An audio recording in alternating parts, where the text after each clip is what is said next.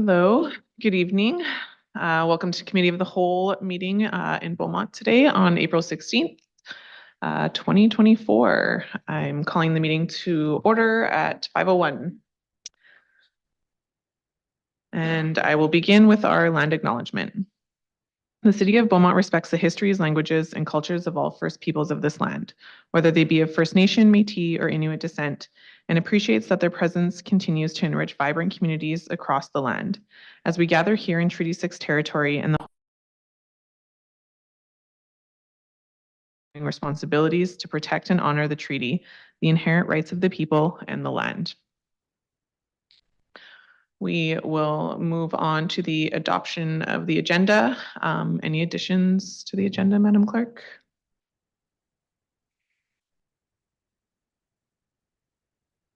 Thank you, Deputy Chair.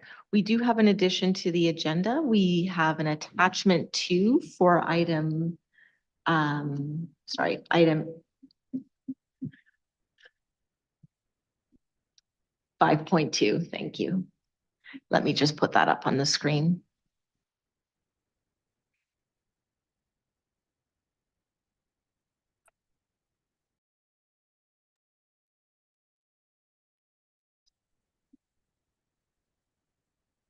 Perfect, thank you.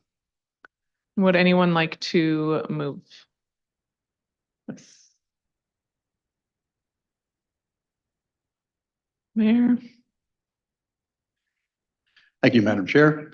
I move that the April 16, 2024 Committee of the Whole meeting agenda be adopted with the addition of attachment 2, Council Remuneration Review presentation to item 5.2. Thank you. Thank you, Mayor. Any discussion? Is there a little feedback there? Yeah. It's okay. It's okay. Any discussion on the adoption of the agenda? No? Okay. Please vote.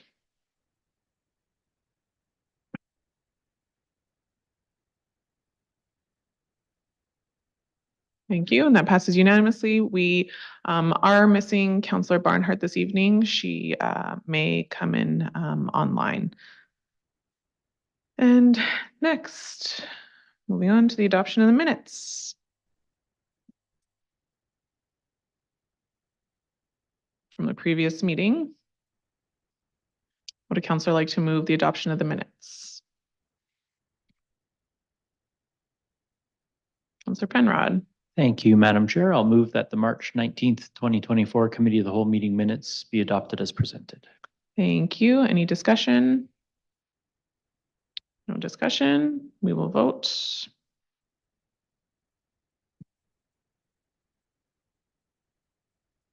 Thank you. And that passes unanimously. And we're moving on to open forum. Are there any open forum? No open forum? Perfect. Thank you. And on to our next presentations. 5.1, the Beaumont Housing Site Selector Tool. And I believe Katrina and crew will be presenting. Come on up.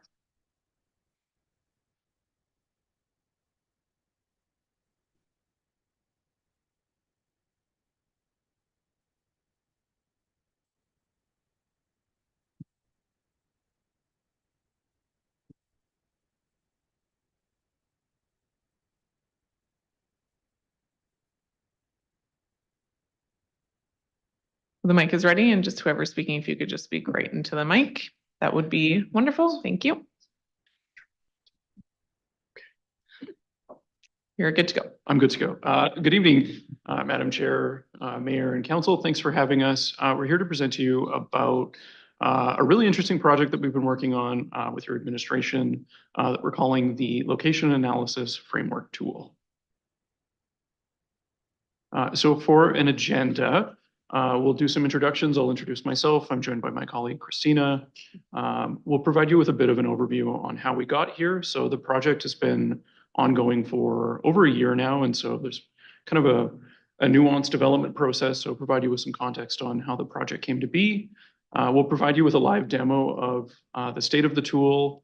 And then we'll talk about some of the next steps for the project, including how does the tool get integrated into decision-making? How does the tool potentially scale up to other municipalities? And then there'll be some time for questions. So introductions, my name is Jake Papineau. I am a community and social planner with Urban Systems Urban Matters, and I'm joined by my colleague, Christina. Hi, nice to see you all. I'm Christina Hopkins with Urban Systems. I have a background in engineering, so I'm here kind of as the infrastructure sort of integration support for the team. And then Katrina Tarnowski, long range planner with the city. Okay. So what is the project? So the city applied to CMHC's Housing Supply Challenge to basically develop two components. So one of them is an online mapping tool that's a public open source tool that maps various development suitability criteria and feasibility indicators. So we're looking at things like distance to amenities, transportation resources, things like lot topography and more to help understand where it makes the most sense to develop things like multi-unit housing or affordable housing. And then the second component of it is an integration framework, which is looking at how, once the tool is developed, the city will look to consider its findings, specifically as it relates to non-market and multi-unit housing. This is just an overview of what the tool looks like, which Katrina will give us a live demo of shortly. So in terms of how we got here, this project emerged out of the city's affordable housing strategy that was completed in 2021. The strategy looks to address housing gaps and support community well-being. The general context is the city's been growing quite rapidly in recent years, fairly high median household incomes, and the predominant form of development to this stage has been single detached family homes. Through the study, it was identified that things like market, affordable, non-market, accessible, supportive, and emergency and transitional housing is needed within the community from the perspective of it being a complete community for all. So identified the gap that the current market development was sort of missing out on a few of these sections. And so one of the actions that emerged from that strategy is starting to look at where are those priority locations in Beaumont for non-market, multi-unit, affordable housing development. And so in response to that, the city applied to CMHC's Housing Supply Challenge round 2. And so the project that was submitted was called the Location Identification Framework for Non-Market Housing. And the purpose of the project is to start looking at where are those suitable locations in Beaumont for this type of development. There were a total of 29 applications that were submitted. The city received some incubation funding to help scope out the project. And that's where Urban Systems was contacted, and we helped the city basically flesh the project out towards the end of 2021. That was submitted, and of all of the applications of the 29, 14 were successful. The city of Beaumont was one of those 14 that was successful. And in total, the project received approximately $424,000 in CMHC funding to support the development of the tool.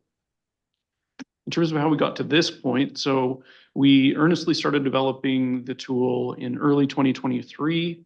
Urban Matters, Urban Systems was hired on the tool prototyping side of it, project management, general support for administration as we're developing the tool.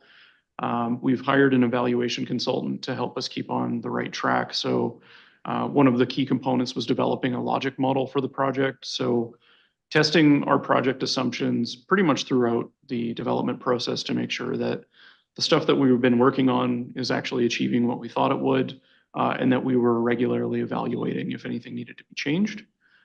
We also established an external advisory committee comprised of subject matter experts. So it's folks from other municipalities. We have some folks from different communities, the University of Alberta, basically subject matter experts on affordable housing development, the use of technology and location assessment processes. And we've been meeting quarterly with that advisory committee since September 2023. And so the committee has reviewed the tool pretty much throughout its development. The three major components of the project are the tool itself. And so it's an interactive geographic information systems-based tool that considers multiple criteria to determine where are those opportunity sites for affordable and multi-unit development in the city. The next component is the integration framework. So once the tool is developed, how will it actually be used to affect or inform decision-making within the city?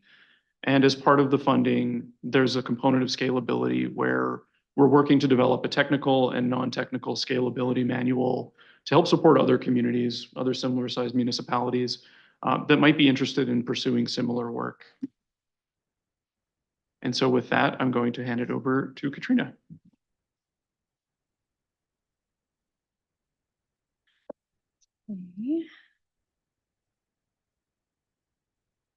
All right. So I'm going to take you through a short demo of how the tool works. When you hit the landing page, you'll see 3 different demographic groups that we've really tailored the tool towards based on our affordable housing strategy. So that includes families, single persons, and seniors. And the tool works basically by assigning suitability rankings to parcels in Beaumont based on their proximity to certain services, amenities, and transportation infrastructure.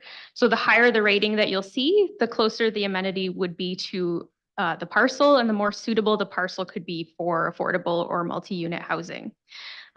Each of those amenities and services are weighted differently for the 3 different categories based on general assumptions for each demographic group. So for instance, parcels with a close proximity to childcare might be weighted more heavily for the families group than if you were to select single persons or seniors. So I'll just go ahead and launch the tool based on seniors. Once the screen loads, what you'll see initially is a map of Beaumont set to sort of a central extent. There are a set of initial filters that are automatically turned on or off that allow you to sort of really zone in and refine your search. So right now, we've set it up so that parcels that show up on the map as colored are those without development constraints in Beaumont. So typically the ones that are considered constrained would include municipal or school reserves or public utility lots. So automatically you're not seeing those. You can further choose to select only city-owned parcels, for instance, or only privately owned parcels in the city. You can filter by specific parcel sizes or our municipal development potential, which basically provides you a ratio of how much of a parcel is developable as residential based on our municipal development plan designations for land. I'm going to turn that off. So on the left side of the screen, you'll see the total number of parcels that are currently showing in the map extent that are filtered by the category that you selected. Underneath that is a list of all those parcels ranked from high to low based on that suitability ranking. So clicking on one of these will open it up on the right side of the screen, a parcel profile information box. So included in that are a number of different pieces of information. So that includes parcel area, that development potential, a floor area ratio estimate, then some assessment data like the year any structure on it was built along with the value, and an improvement ratio which looks at the assessment value of the improvements on the land versus the actual value of the land itself, which is sort of an indicator that's used to show whether a parcel is developed to its full potential or maybe underdeveloped. Underneath that, you'll see a number of colored bars. So what this shows you is the different proximity rankings for the categories. So we've got amenities and services, which will include community facilities, healthy food, health facilities, and parks and recreation for the seniors category. When you select maybe families or the single persons, you'll see the categories that are being weighted for those show up here. The more bars you see and the darker the color, the closer that parcel is to one of those facilities. Under transportation, we consider access to active transportation and to major roads. Once Beaumont's transit system is a little bit further underway on the local level, we intend to add that into the tool as well. There's also a geographic suitability ranking, which looks at the slope of a parcel. So for the developability of a parcel, typically you want to, or it's easier to develop parcels that have a flatter geography, so that factors into the score. And then at the bottom is something called our equity suitability. So it's grayed out because it's not included in the total proximity score or suitability ranking. But what this is it was developed based on 2021 census data, and it highlights areas in the city where equity deserving populations, which are determined based on variables including age, income, immigration status, and Indigenous and racial identity, where they were residing in Beaumont at the time of the census. So if it shows a higher proportion of equity deserving populations, you'll have more bars. It's included as an additional layer of depth of parcel information.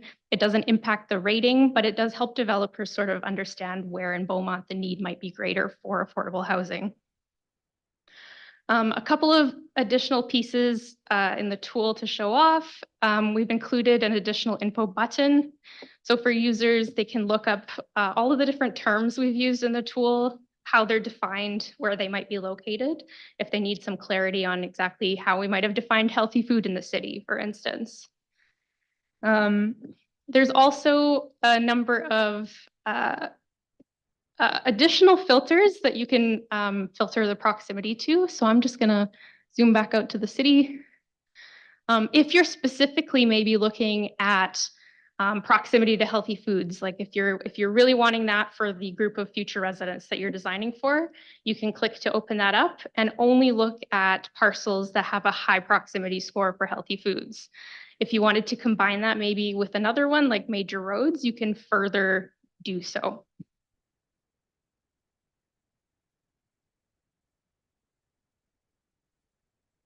Sure.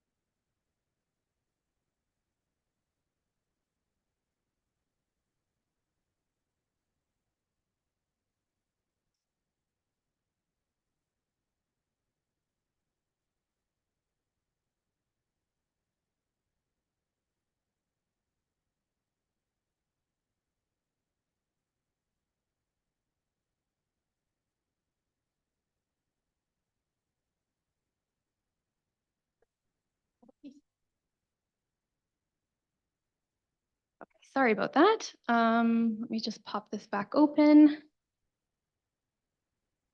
Covered. Okay, so a couple last things. Under map tools, we'll find a few additional pieces of interest. So we've included a map layers function.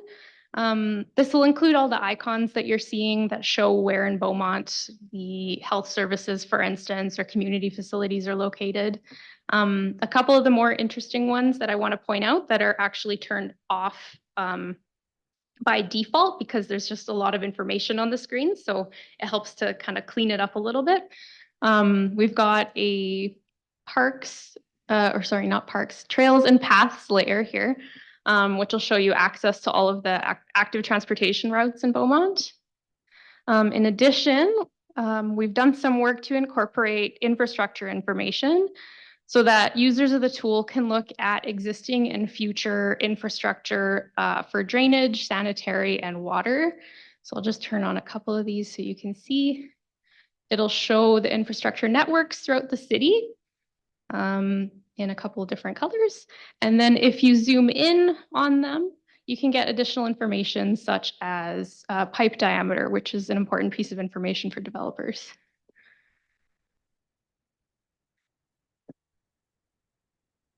There is a legend included, which identifies all of the different icons as well as the proximity scores by color. And then there's also a bookmarks tool. So if you're interested in looking in specific neighbors in Beaumont, this will automatically zoom you around the map. Or if you are perhaps really interested in looking at a specific parcel, but you'd like to return to it later, you can create your own bookmarks by adding it underneath. A function that we will be adding very shortly is a demonstration video, which will take you through something really similar to what my demonstration is right now.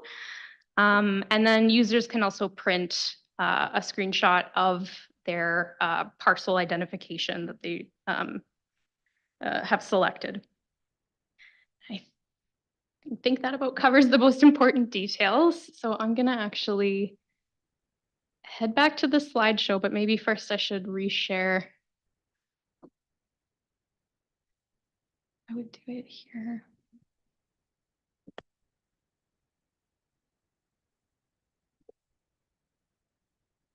Okay.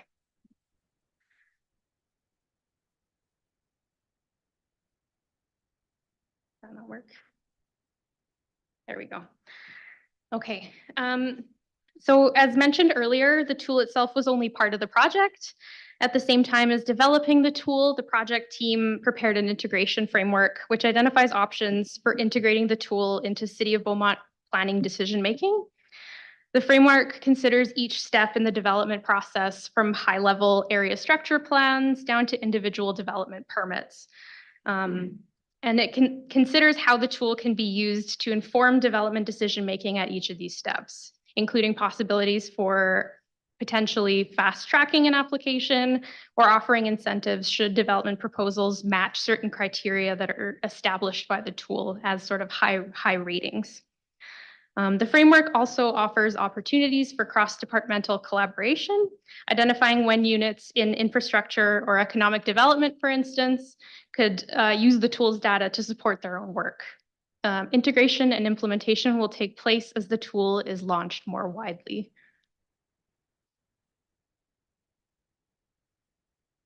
The scalability model is intended to be a guide for other municipalities or organizations to replicate the housing site selector tool in their own communities.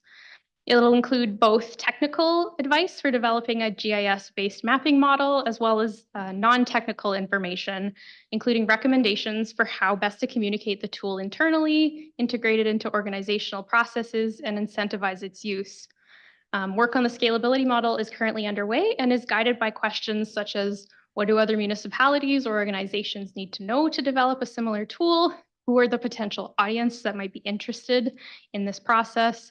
And how can we continue to demonstrate municipal leadership in this complex space?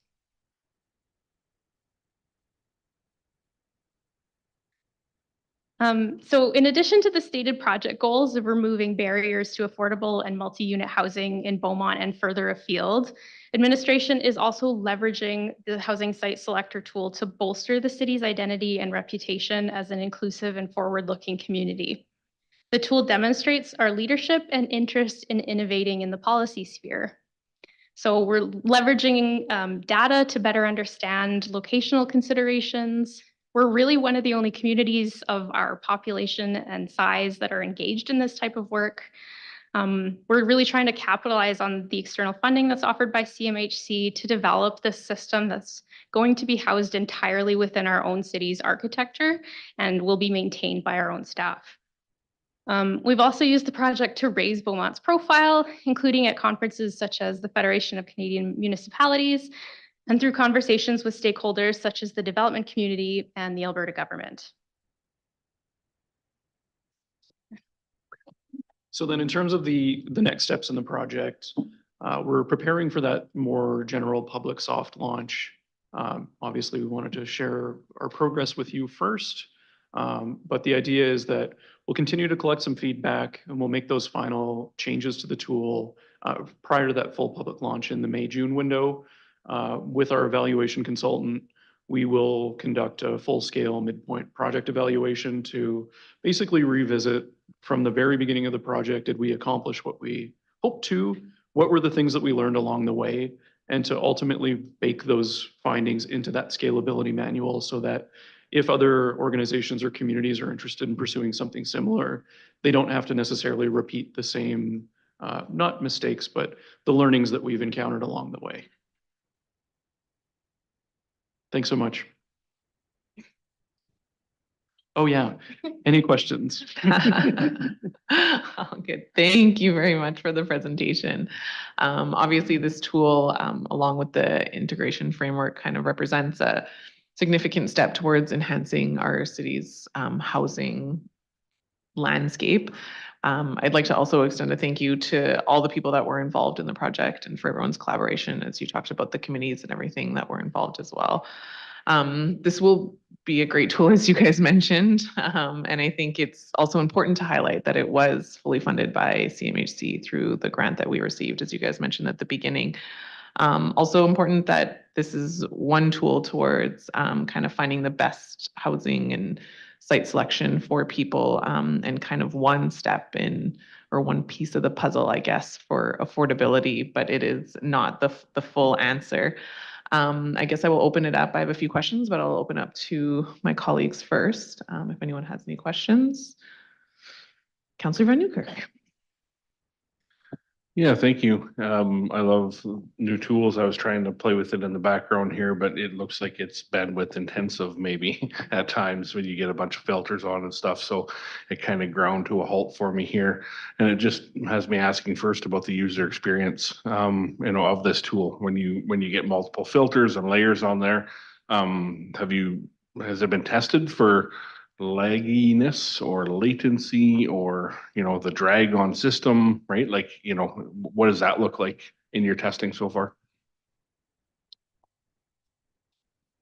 Yeah, so on the back end, we've been really trying to develop, like, basically through the GIS platform, there's a number of different, I guess, user experience profiles. So we've tried to experiment with low resolution, older hardware, all the way through to like modern equipment. So we've tried our best to optimize it as best as possible. And through the soft launch of the tool, we're actually going to be creating a user survey that is actually looking at what was the user experience like? Did you encounter any technical issues? For the most part, we found it operates fairly smooth, but then those considerations of the more layers and complexity that's kind of baked in, there might be some slowdown, but for the most part, we haven't encountered too much. And we're in the 5th version of the beta, so a lot of these tech kinks will continue to be ironed out before we get to soft launch.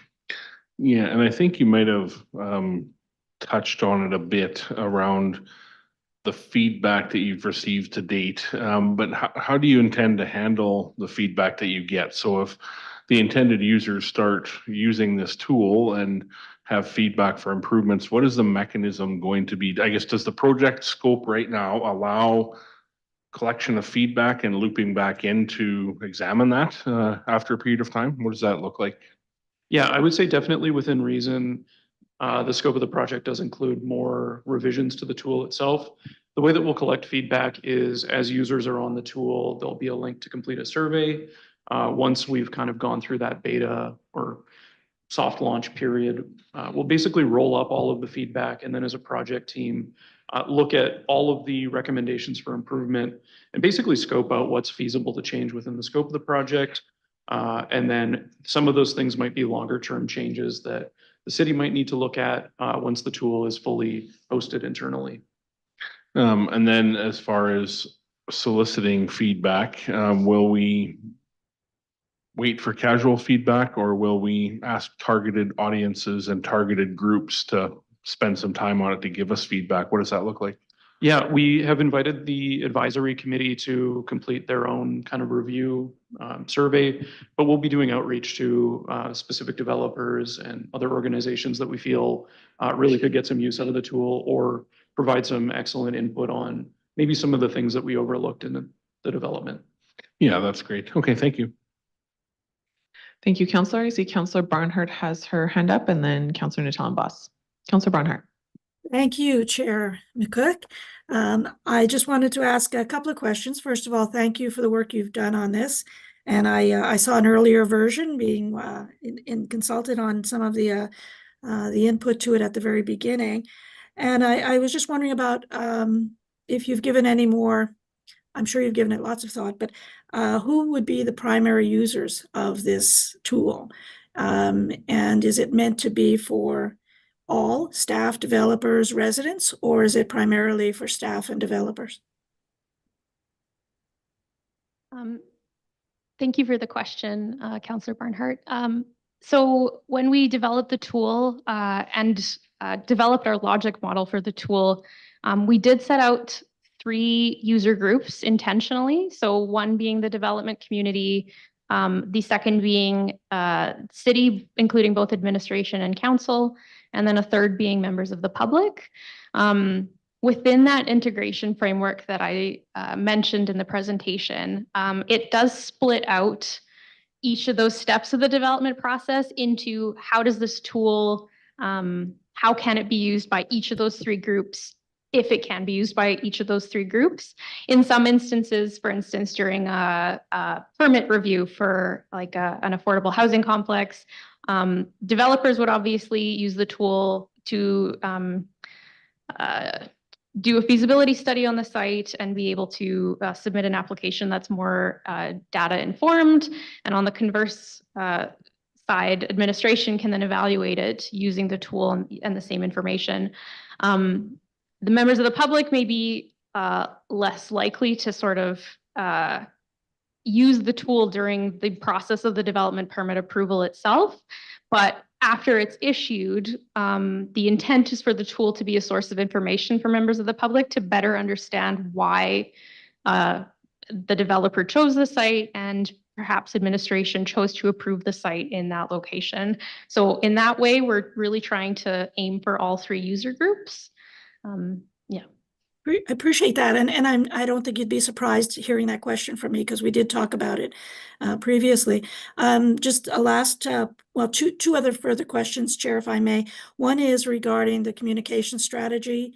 So how is it going to be rolled out? And again, I think it's going to be more easily understood by developers and by our staff, of course, and other municipality staff.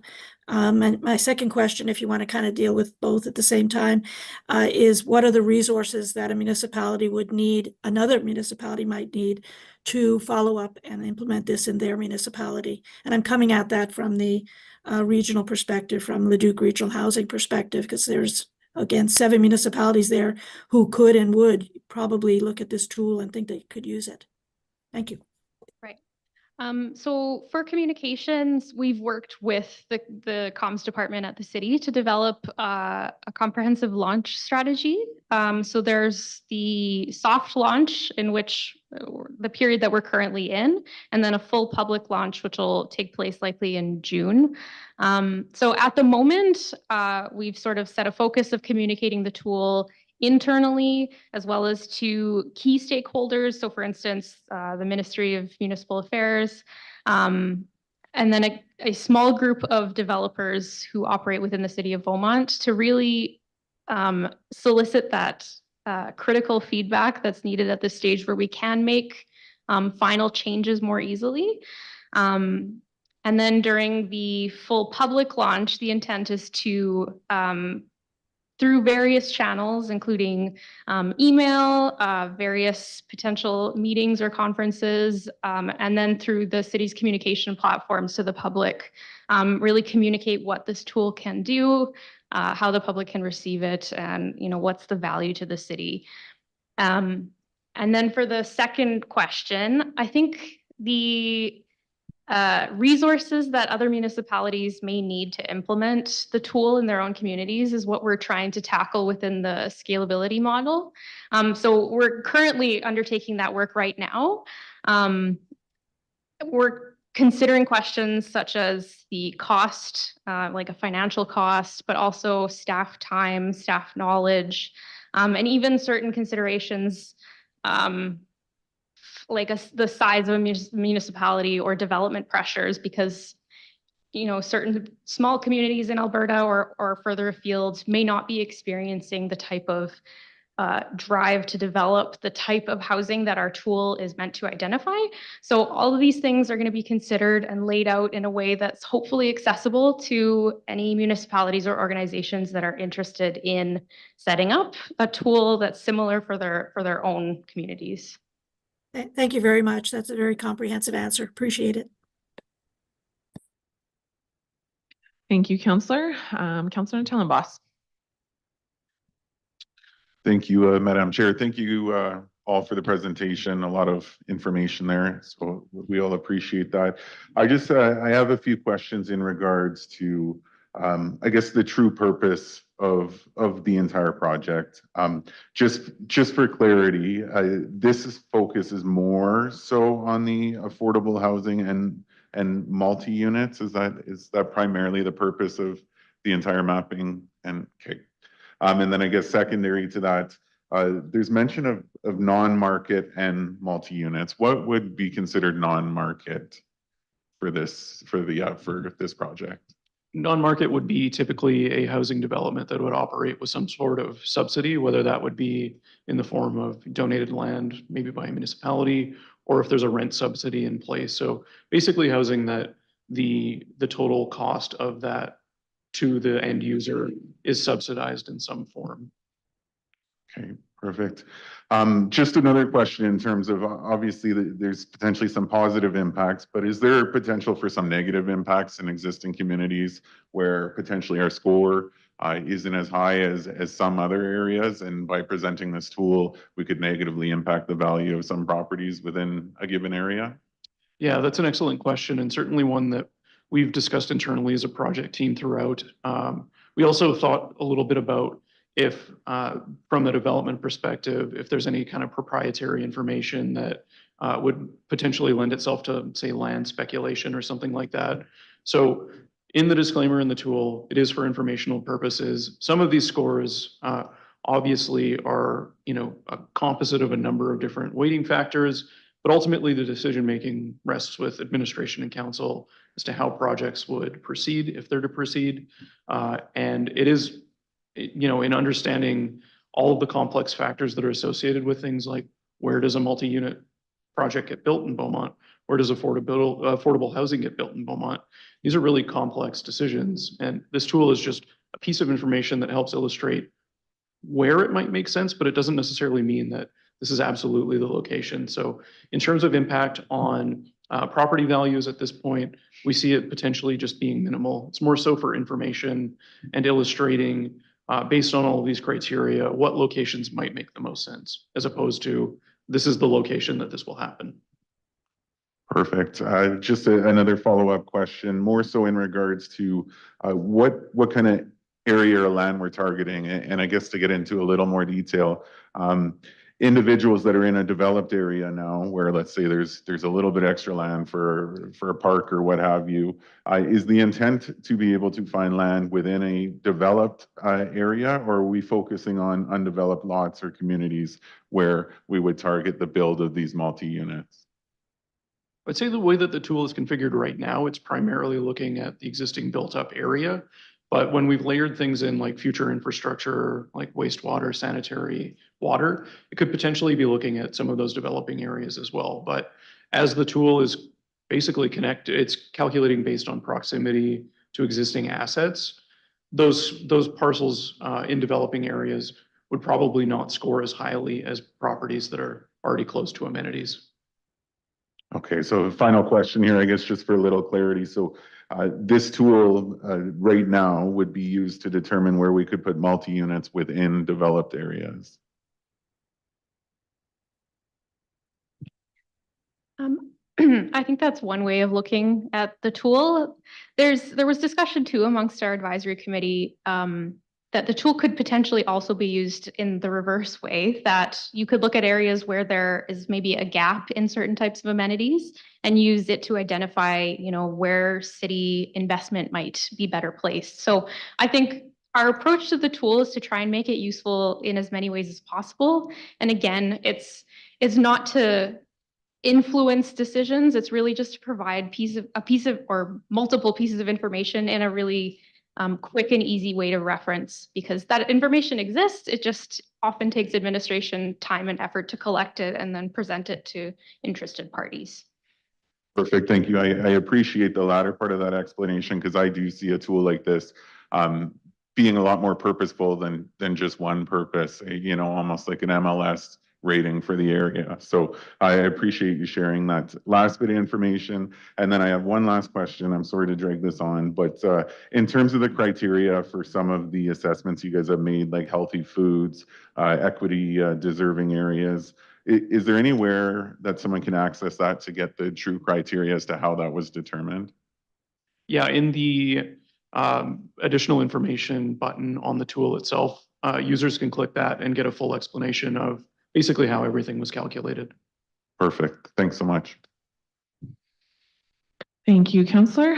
I have a couple questions some were kind of answered. One of my questions was, how do you envision the integration framework being utilized by developers, admin, and the public? But you kind of answered that a bit, and I think it'll be more clear once the framework is actually released.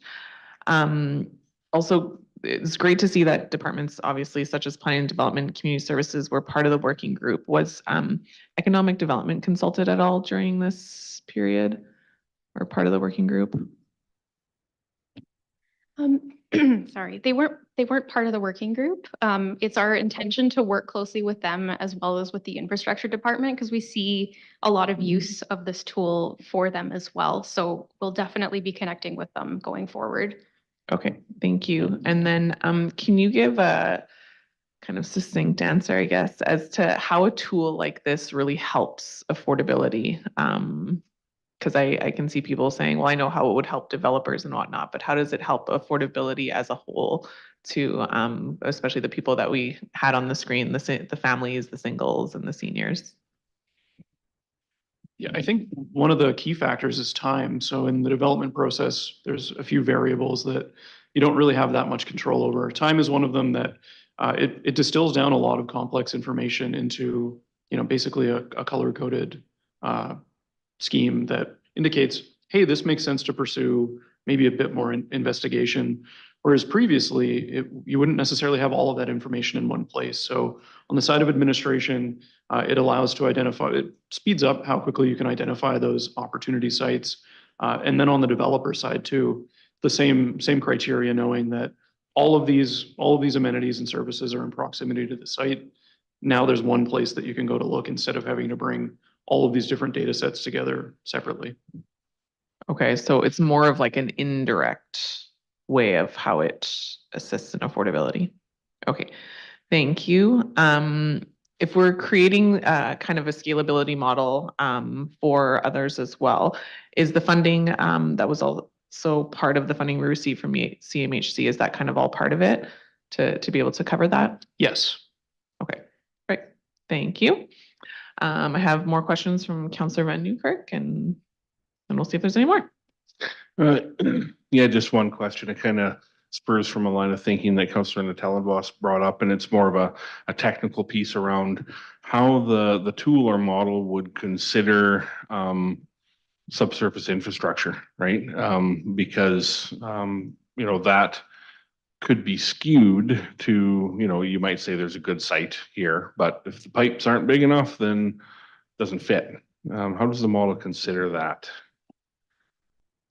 Just need to validate Christina here, right? So Yeah, the engineer is just waiting for that yeah, question. no. So other than providing information about location and general size of infrastructure, it's still missing quite a bit of information that would be necessary.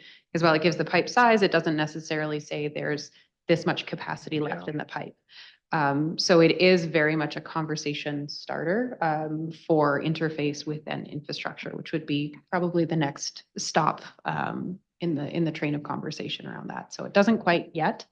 But it indicates that you should probably be thinking about this. 100%, yeah, and it just come to mind that that would be very difficult to do. And like you say, it's a conversation starter, and any of the selections that happen, there's layers of scrutiny that would need to be thought through or considered, I guess, despite the tools, given a thumbs up to a piece of property to do more with it. So, yeah.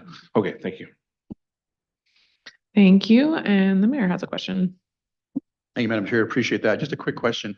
When this tool is actually finished, first of all, very interesting tool, very, very interesting way of looking at things. So once it's done, could it be used as a marketing tool in the sense of telling developers who don't know about Beaumont to, if they do affordability type housing projects that may do it in other areas that never heard of Beaumont? Could this be a marketing tool, could it not, to tell them to consider Beaumont to be on their radar for future affordability type housing developments?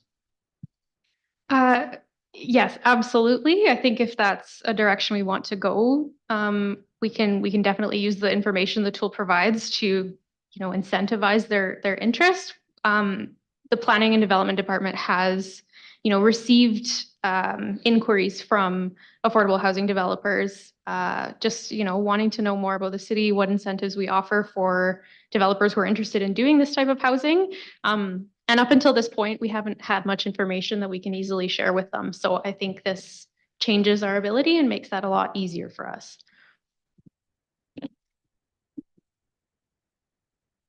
Perfect. I don't see Councillor Barnhart again, so it looks like that is all the questions for this evening. Thank you so much for coming out and for answering all the questions. I look forward to seeing the launch. Great evening.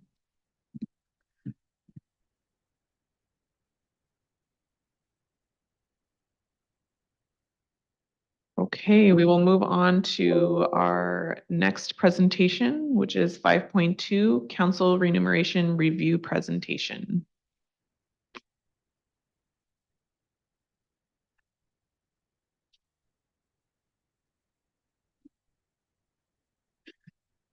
Madam Clerk.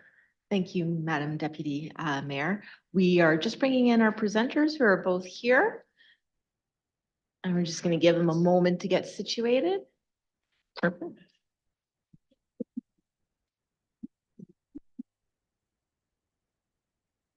And I'll let our presenters reintroduce themselves to council and the public. Thank you. Your microphone is on and ready to go. Welcome. So good evening, Mayor and Council. Thank you for having us. Just for reiteration, I'm Pamela Walters. I work with P. Walters Consulting, and I undertook the Compensation and Benefits Review Project for Council with my colleague Daryl Johnson from Johnson and Associates. And collectively, we've probably got 35, 40, 50, I'm not sure, we've lost track of We'll these. round down. So. Kind of HR and compensation experience.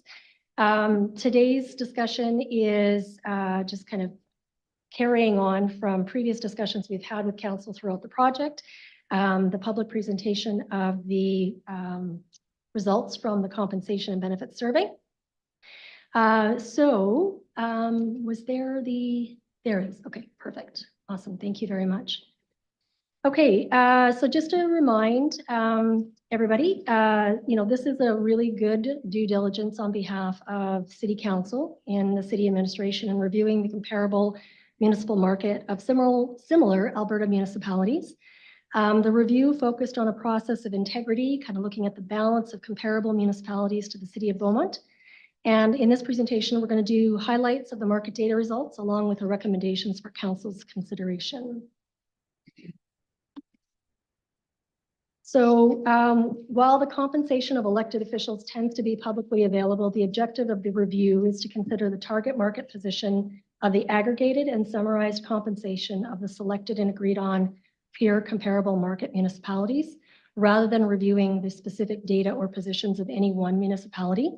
We're going to go through the process and the key findings summary, as well as recommendations for considerations.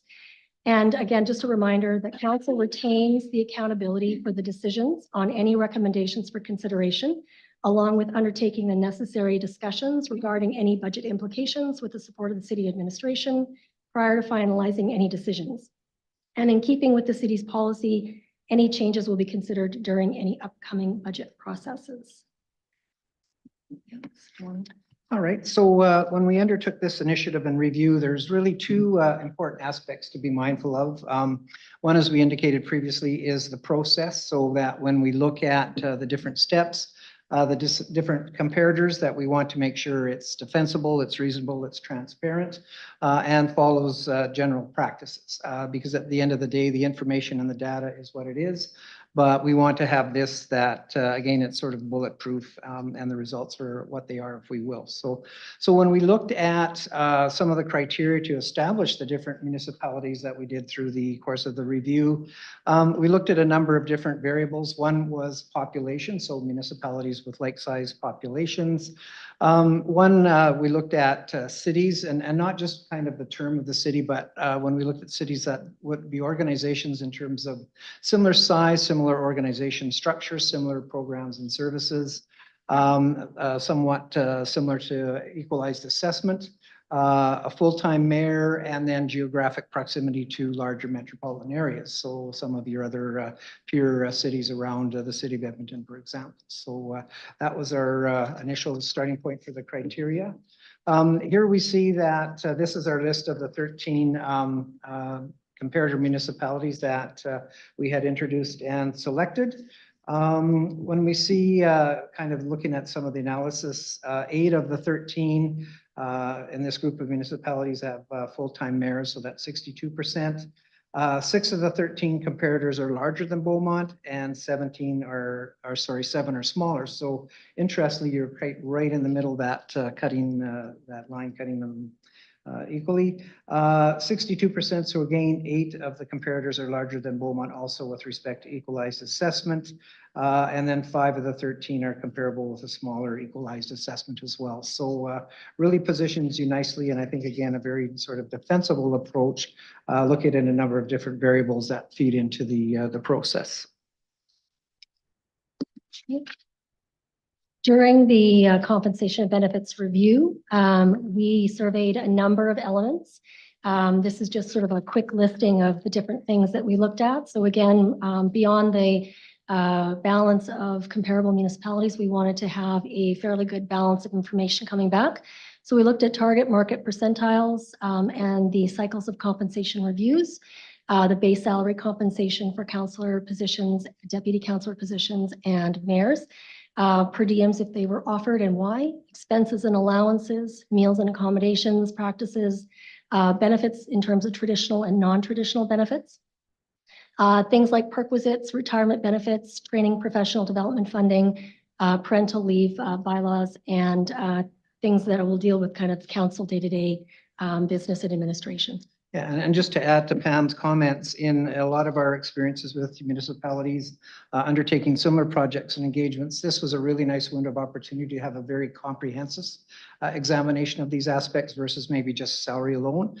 Because quite often, from your perspective as well as your constituents, they may have questions or inquire about these elements. So it was really nice to look at these 11 in totality in reviews. So if we take a look at some of the key findings that we gathered as part of the process, there is the majority of the municipalities at 46% did target the 50th percentile, which is also known as the median. And as we discussed in previous conversations, that is different than the average. That's essentially half the municipalities pay more than you and half pay less than you if you target the 50th percentile. And the 60th percentile, we're looking at 40% of the organizations paying more at that point and 60% paying less. So that is sitting at about 15% of the organizations surveyed.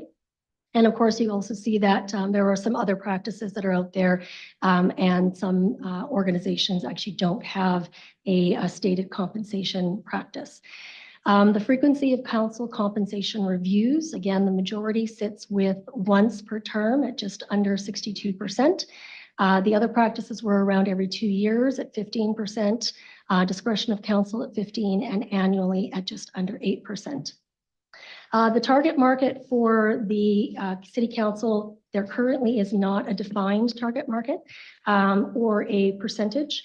However, the administration typically tends to target based on comparable municipality peer groups on, again, a balance of criteria similar to what we've proposed for City of Beaumont for their council, and they tend to target closer to the 60th percentile of their market. So the city does appear to be aligned with the majority of the peer group in terms of its frequency of council reviews. Some of the details underneath that, 5 municipalities, or roughly 38%, provide adjustments similar to administration, from aligning the compensation for the mayor as a percent of the CAO and councillors as a percentage of the mayor, and providing some same general market adjustments or COLA staff increases. 8 municipalities, or 62%, separate in some form or fashion from the administration practices. They can be differences in general or economic increase formulas, differences in timing of the reviews and increases, having different processes set out, et cetera. 2 municipalities, or about 15%, link the compensation of the mayor to other positions, whether that be the CAO or provincial ministers. 3 municipalities, or 23%, link their councillor compensation to the mayor's compensation. The average is about 43% of the mayor's compensation. And the majority, 12 out of the 13, or 92%, of elected officials receive an annual adjustment to their compensation subject to budgetary considerations. And the majority use a general increase such as COLA or CPI as a basis for their compensation adjustments. So looking at this slide, this is a snapshot summary of the compensation data, again, at an aggregate level. As you can see at the top, in the light blue there, indicates Beaumont's current compensation for the mayor and councillors. The majority of municipalities that we looked at for the comparator group do not pay differentiated deputy mayor compensation packages. And so when we did the analysis, the deputy mayor was part of council or councillor analysis.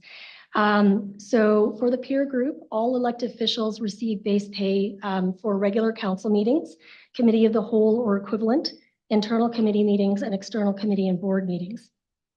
In general, a competitive compensation is considered within plus or minus 5 to 10% of a target market position. So if you look at the 60th percentile being a target market, if you're within 5 or 10%, that would be considered competitive. And again, the right-hand column on the first chart will indicate kind of where the percentages sit.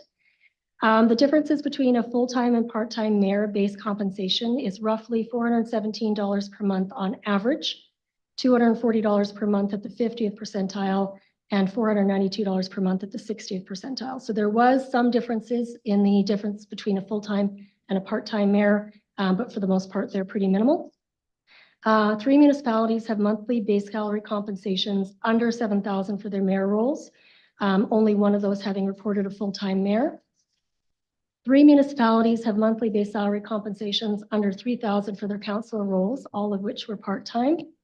Only 1 full-time councillor reported, so we were unable to sort of do an analysis comparatively from full-time to part-time councillor.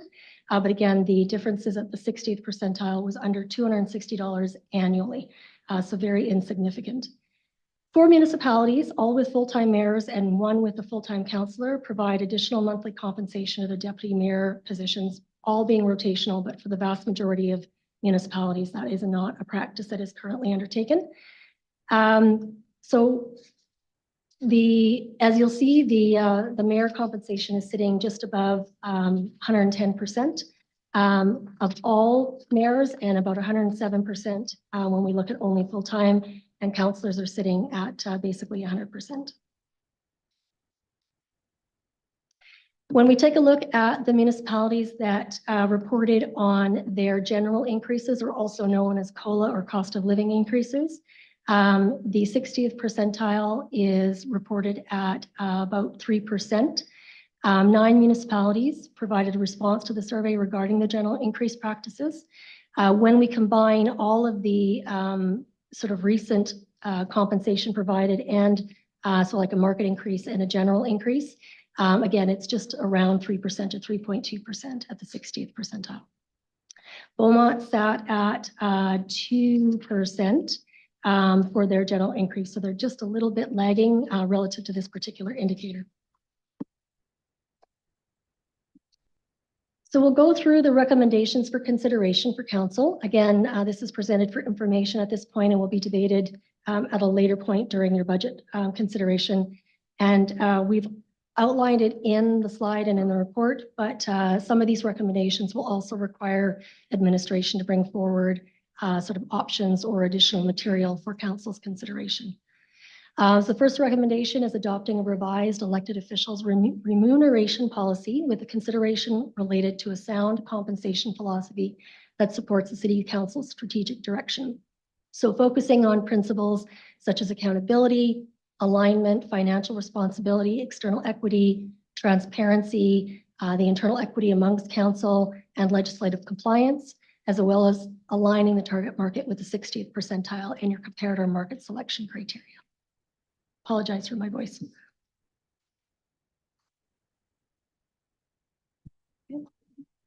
The second recommendation for consideration, again, is within a revised elected officials policy. Clarify the wording relative to the, and the options relative to the review cycle with annual increases linked to a defensible and comprehensive market data on public sector compensation budgets or salary increase projections. In this particular recommendation, what we're looking at is the fact that market practices do vary from once per term to twice per term. The majority do an annual once per term compensation cycle, but there are some practices where they can look at alternatives. We're also recommending some considerations around clarity and transparency of language that may be helpful for all. The recommended language in front of you can still be debated, and options can be provided by administration, but the existing language is a little unclear. So the review will be conducted in Q1 or Q2 of elected year 3 of a 4-year term.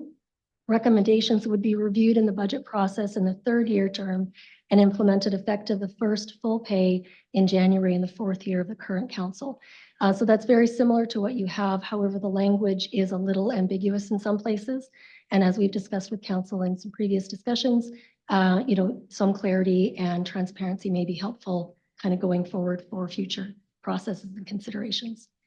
As well, there is more practice happening in the marketplace around discussions of cost of labor versus cost of living. The general increase, or COLA, is typically a cost of living increase, tends to think of things like how much does my basket of groceries cost, how much is my fuel cost, how much is my power cost. And when we think about whether or not we're paying people for that, we tend to think more about how much does it cost to buy the labor in the market, which is more cost of labor. And it's more reliable and defensible in terms of salary projections and the data that can be gathered rather than a full linkage to something like CPI. We want that to be put in front of you for future consideration. And again, administration can bring forward some very specific options for council on that. Yeah, and it should be noted, this is a very common historical practice that most organizations adopt for their employees, and it will align with what happens here with administrations. Okay. The next recommendation for consideration is around the mayor's main base salary compensation. We are recommending a hold on the current compensation. As noted, the mayor's annual compensation is almost 7% above the comparable peer group of municipalities at the 60th percentile for full-time mayors. And those that do pay higher also have a tendency to have a greater population or equalized assessment. So they'd be on the higher end of the balancing scale of the comparable municipalities.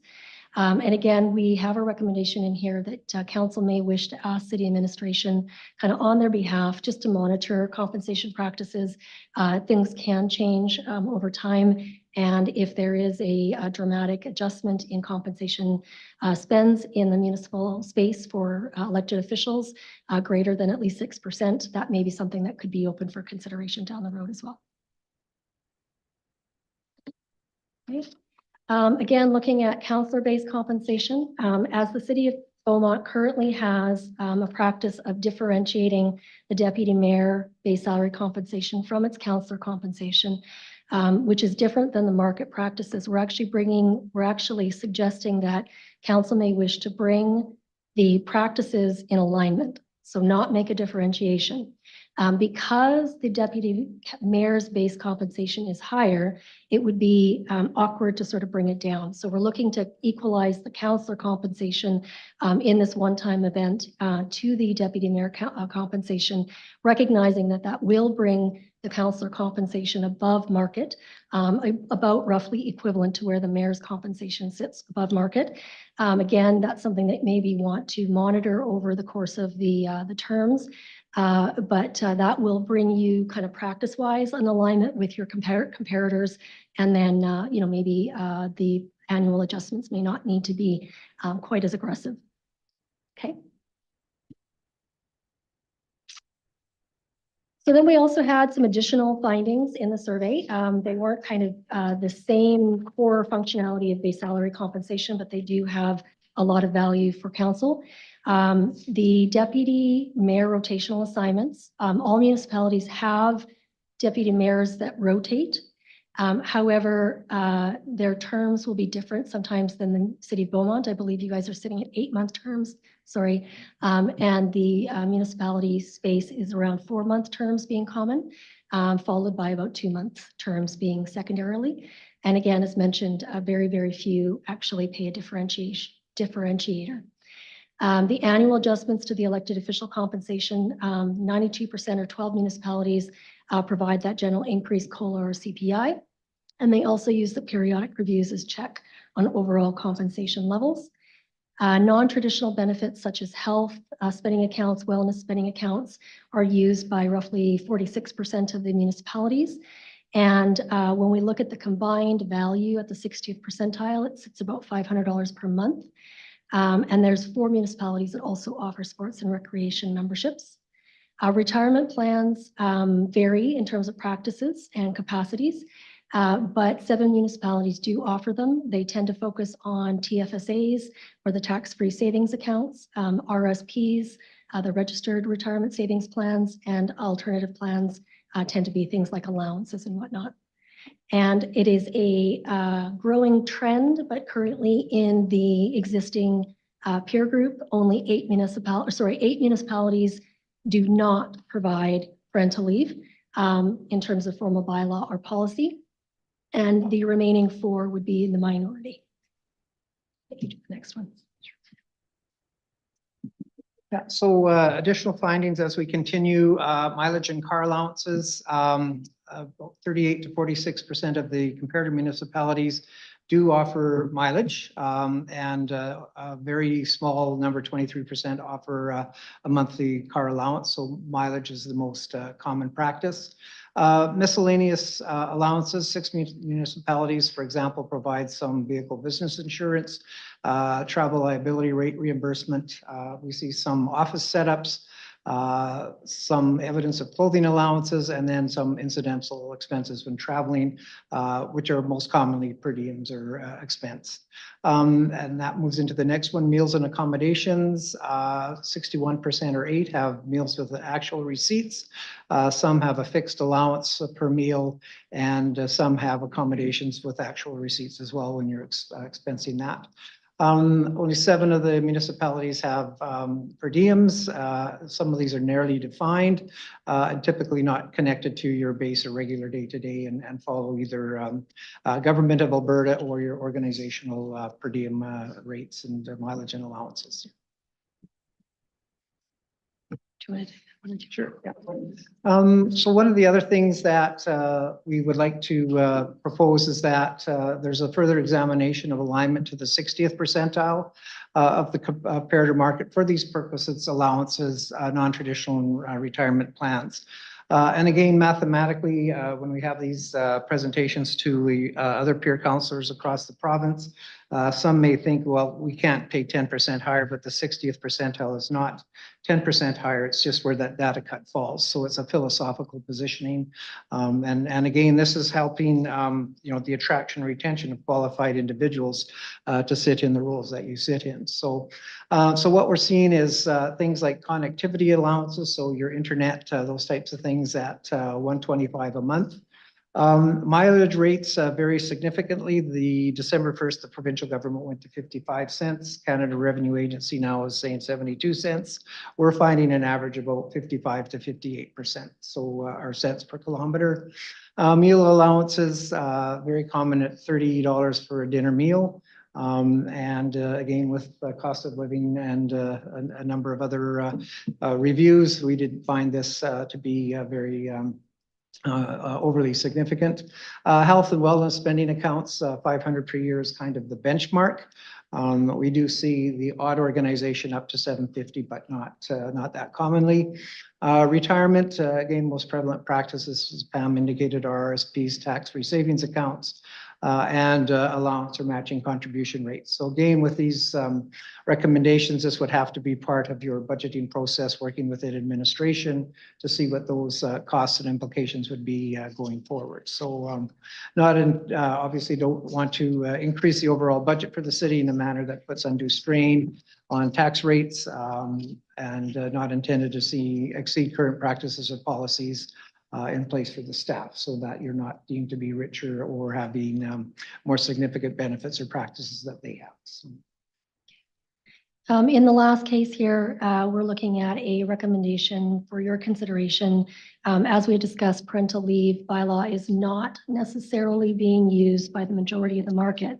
However, there is a slight uptick in some of the trends, both within the comparable market as well as across Alberta municipalities in adopting parental leave for elected officials. So the Municipal Government Act does allow for parental leave. However, there are a lot of considerations that need to be taken into consideration before it's just adopted.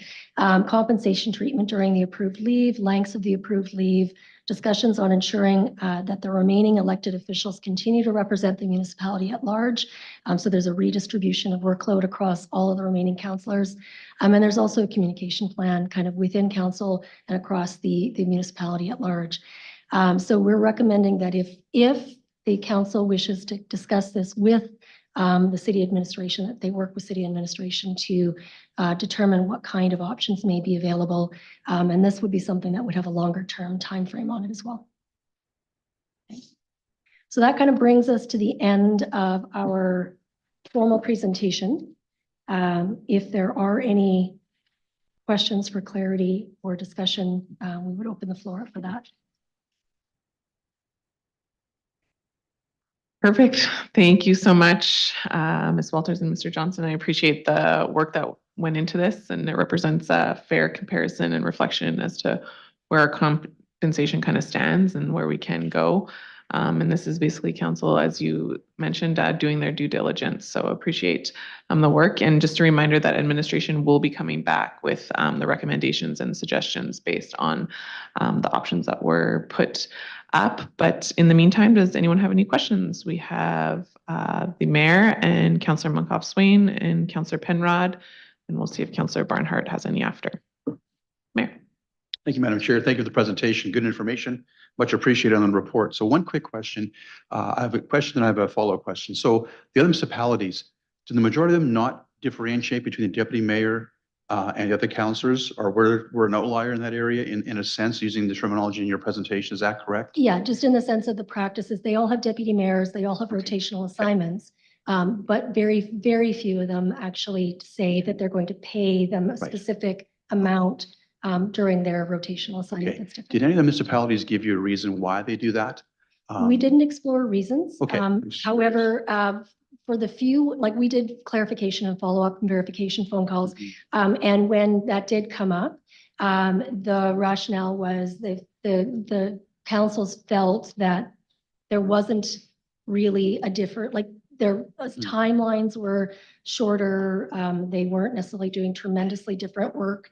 Some of the municipalities might have used a per diem if their deputy mayor was actually stepping into the mayor's shoes in the mayor's absence. But otherwise, they felt that they were reasonably comparable responsibilities. Okay, I appreciate that. I just want to get an idea how that was working. But again, my understanding was, the deputy mayors pay a little more because sometimes they're called upon to do additional duties. And I think Councillor McCook has done an excellent job, deputy mayor, and I called upon him more often than other deputy mayors with circumstances as they've been. So they're all having full-time jobs and doing additional jobs for the mayor. The actual comp was sort of to recognize that. So I'm not saying the municipalities are wrong, that we're right. I just thought if there's any logic given from the municipalities why they do it that way. If there, in the absence of that, we'll decide ourselves going forward. But I do think the deputy mayor sometimes has to step above the normal part of their job, and a little extra comp is not a bad thing, but that's my personal opinion. We'll discuss that at a later time, but I want to get some clarification from the municipality. So that's good for right now. Thank you. And I think it's a good discussion point because it really is sort of a philosophical positioning.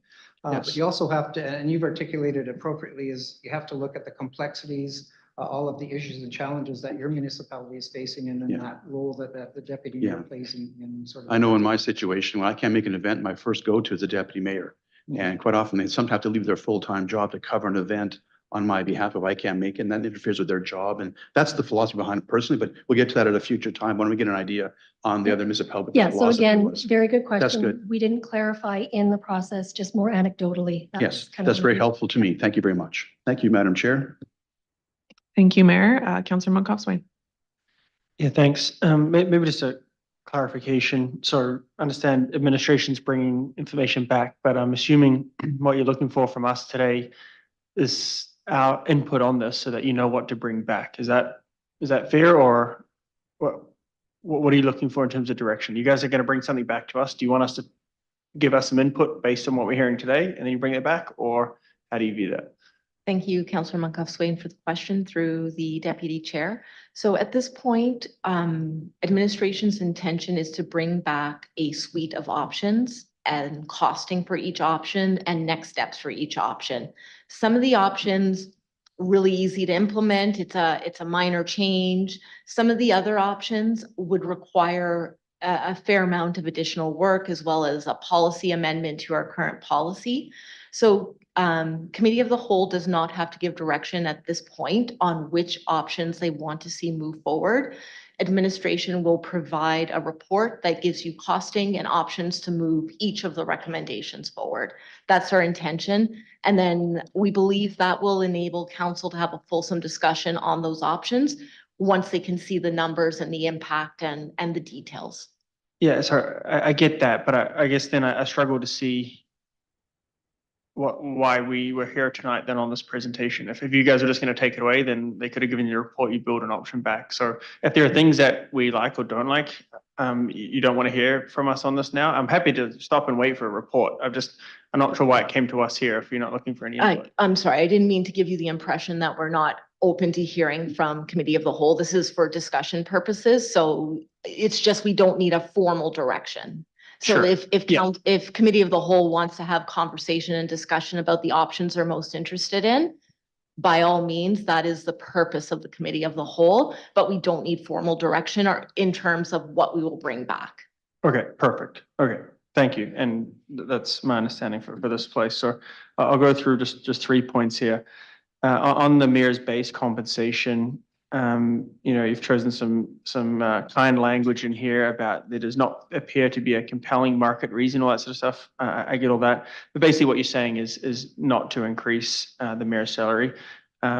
You're also not suggesting to decrease it, if I'm reading that right. And so is the recommendation, and maybe this is something that administration takes back, but is the recommendation on this to hold it flat for a certain period of time or for 1 year? Like how does that look in order for it to catch up to the 60th percentile? Like, is there a policy guidance that you recommend along? One of the things, it's a good question. One of the things that we did recommend in there, in terms of the actual, I think it's recommendation number 2, is, there's been a historical practice for council to have an annual adjustment, basically a general increase that's essentially equivalent to what the administration Sure. increases has been. Whether it's a council elected official position or whether it's a staff administration position, if we discover that there's a positive gap from where market sits to where that position sits, it's normal practice to not layer on additional adjustments over and above. So I think in there, what we're suggesting is there may be some benefit in monitoring what the market does over the course of the next year or 2. And if there's dramatic changes, then we potentially could see an annual adjustment rationale at that point. But if the market is more conservative in terms of its movement, with both the councillor, deputy mayor positions being at a higher level and the mayor being at a higher level at the 60th percentile, the council will have to consider whether or not they would like to proceed with their annual adjustments going forward. Yeah, I understand that. I think what I'm looking for, maybe when it comes back, some feedback for administration is just some clarity on what that looks like. Like obviously if the mayor's salary is held flat in this upcoming budget, does that then decrease from 7% above the median, or above 60th percentile down to 4%, 3%? And then at what point do we make that readjustment? So I'll just be looking for some information on that when that comes back.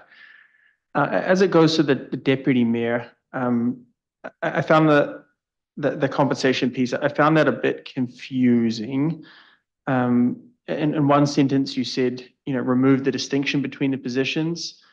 But then there was another bullet that said deputy mayor stays the same. So Yes, so essentially what the recommendation for consideration is for is the deputy mayor, rather than rolling back the deputy mayor compensation down to councillor compensation, we're talking about harmonizing the two, and effectively the councillor positions would get an uplift as a result of that.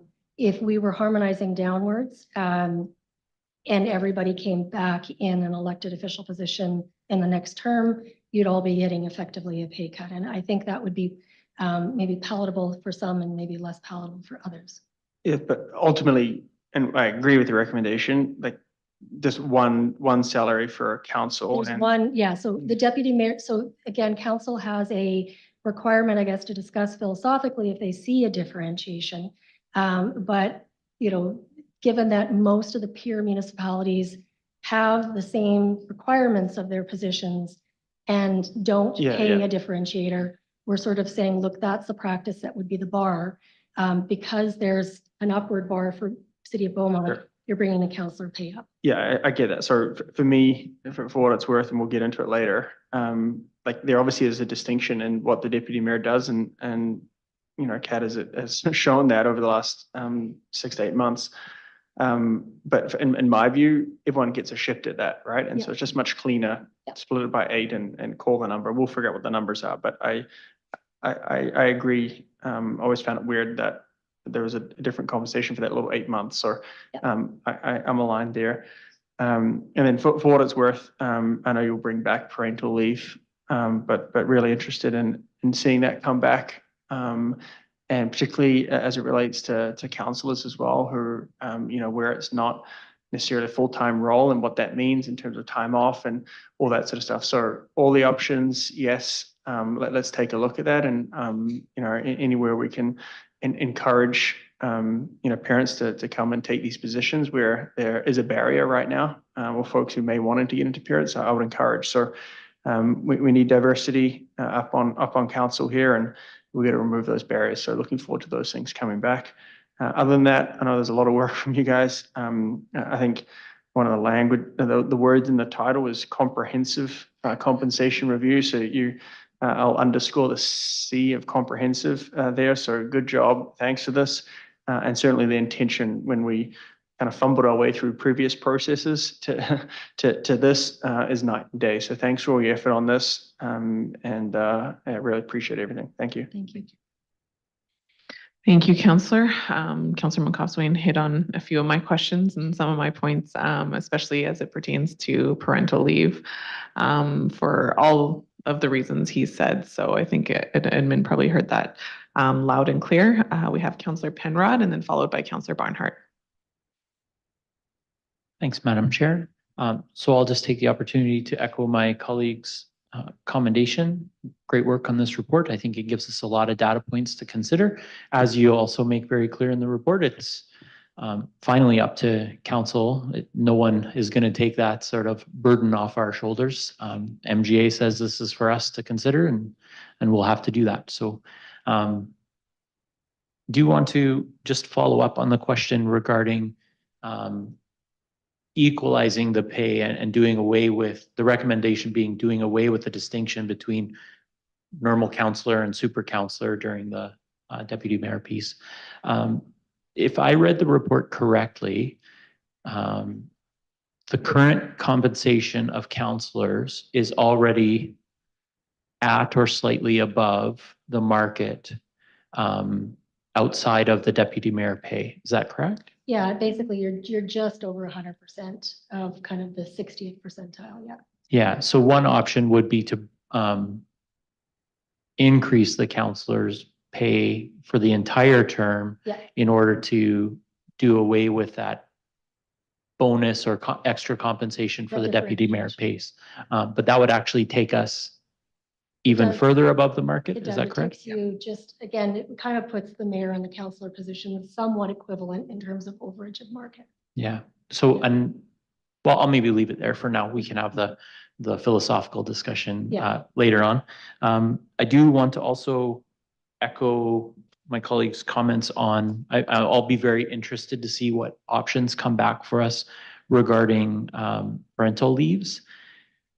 I see the most room if we really want to move the needle in Beaumont on what types of faces and folks we see on council. I think that's one of the best levers we have. But I would add to that also options around retirement savings and extended health benefits. I think sometimes we sit in a room and we imagine, well, everybody's already got those things. In Beaumont, that might be truer than in some places. However, that's an area where if we want to really remove some barriers to entry or people considering to come onto council that have really important perspectives for us to hear as a community, I think those are areas where we could really create some equity and some opportunity for people to enter that currently are maybe being priced out. So looking forward to seeing those options. And then finally, I just wanted to follow up page 22 of your report on the bottom. I thank you for, I think on a prior consultation, we had some confusion around the language about how this rolls out going forward. And you've done some good work in that last paragraph, I think, that says we would recommend that the policy language be clarified to include that the review be conducted in Q1 or Q2 of the elected year 3. So that's now, right? If I've got these timelines correct. And of the 4-year term, then recommendations would be reviewed in the budget process in 3rd year of term. So that'll be this coming fall, budget 2025, and implemented effective the first full pay of January in the 4th year of the current council. So that would be January 2025. I've got those timelines correct? Correct, yeah. Yeah, okay. So my question then is, I thank you for that clarity. That really helps allay my confusion. However, it does create not necessarily a problem, but an issue that I'll flag. This seems to be a significant departure from our current practice, which as I understand it, would be that a given council would do the review process, debate and agree on a way forward, but that way forward would only apply following an election to the next council. So there's a bit of in that practice, a bit of a benefit of having kind of a blind attached to it so that folks aren't necessarily making decisions on their own pay. So just if you could give us some color on your reasoning or your thoughts or intentions behind this recommendation. Yeah, and part of it came from our discussion last time, and it's just how the election cycle falls with your budget cycle. So by the time the election and installation occurs, your budget may be finalized. So you may have missed that window, which would actually take you 14, 16 months ahead. And then by then, any adjustments are going to be 16 months behind, practices and prevailing rate. So this gives you a little bit tighter window to those practices. And then going forward, if you stay on this cycle, you'll be in sync and have that nice alignment going forward. Okay, thank you. Thank you, Councillor. And Councillor Barnhart. Thank you very much, Chair McCook. And thank you to Councillors Penrod and Monkoff-Swain and yourself, because some of my points have already been covered. I'll add my encouragement that we further pursue information on what parental leave might look like for councillors. And I would also add maybe potentially in the future for mayors. I can't get my head around it quite exactly, but I think it is definitely one of those areas that if we can do something to remove some of the barriers, that would be definitely a conversation that we need to have. I want to point out, at least it's my understanding, correct me if I'm wrong, but that also includes adoption leave as well as paternity, maternity. It's not just maternity leave. So we're looking at diversity, in other words, encouraging parents not to let what we consider to be obviously our primary focus as parents is our children, but we want to make sure that we have removed some of the barriers there. But I think that's a conversation that I'd like to hear more from the public about their views on that. I'm not exactly sure how we can follow through on that one, but I'm looking forward to the administration bringing forward some ideas about what might be included and how we might ensure that we are covering all the bases in that regard. And the second point is, as Councillor Penrod mentioned, the implementation. I was struck by that as well in the report, because I recall the understanding that it wouldn't take effect until the next council was elected. And so again, I liked the idea that we weren't, in other words, making our own, feathering our own nest and deciding on increases or changes. But I also understand what you're saying now. I appreciate the clarification that this is for making sure that we keep up in terms of the economic considerations that we're looking at. So I'm glad to see this has been done in a fair and I think relatively transparent and very transparent way that we can look at it and look at it from an objective point of view. And I do appreciate very much the work that's gone into this. Thank you very much, Councillor McCook. Thank you for your comments, Councillor Barnhart. Councillor Tellenboss. Perfect. Thank you so much for the presentation. Obviously a lot of information there. I guess just looking for a little bit of clarity in terms of the recommendation. So my understanding right now is that based on compensation for council, based on compensation for mayor, we're either meeting current market or we're above, and that would be fair to say that. Yeah. Okay.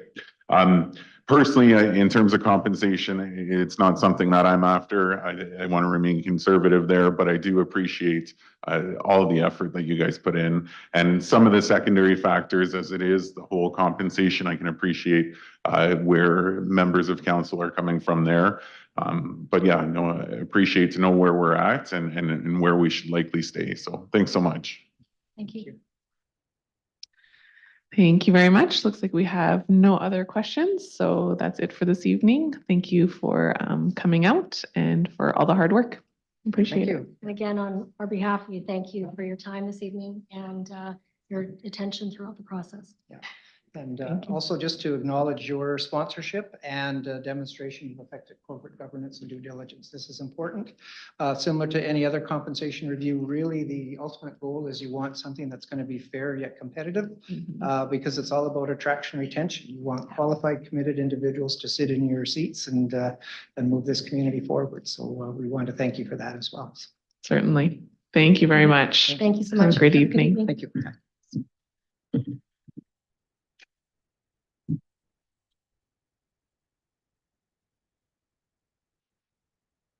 Okay, moving along, we are moving on to 6.1, councillor inquiries. There was an inquiry by Councillor Monkoff-Swain about Beaumont online registration that was circulated. Are there any other councillor inquiries? Nope. Oh. Councillor Tellenboss, do you have one? No, you're good. Councillor Barnhart? No councillor inquiries? All right. We will look to adjourn the meeting at 6:33. Just a note, we will be giving everyone a 10-minute break and then we will convene for a special council meeting after that break. So we'll be back at about 6:45.